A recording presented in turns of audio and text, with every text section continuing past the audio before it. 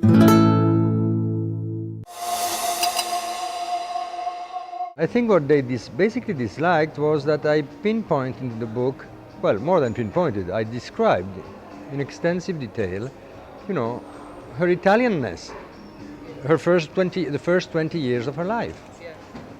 That doesn't mean that she's not Indian. That doesn't mean that she doesn't feel like an Indian today. That doesn't mean that India has become her country.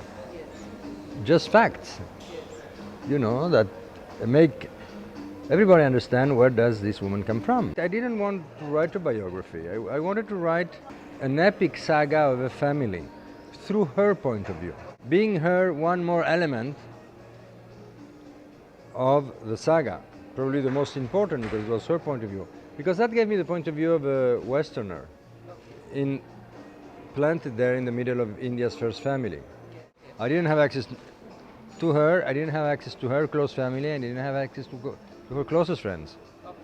This was very loyal, they were very loyal to her in creating her, you know, like a marble figure. A stone goddess.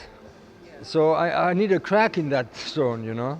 I interviewed lots of people. I went to the place where she was born.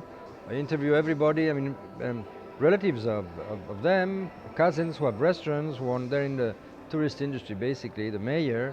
I went to the place where when she lived for 10 years in Orbassano.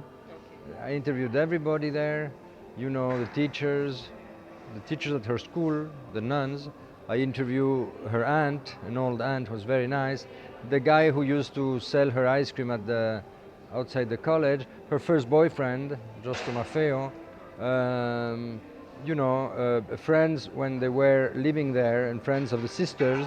I'm not a political writer. I was not trying to make an assessment of her politics or Indira Gandhi's politics. I mean, this is pure drama. I'm interested in the drama. I'm a literature writer. I wanted to make literature out of that stuff, you know, so that people could read it really avidly, because it is such an outstanding story.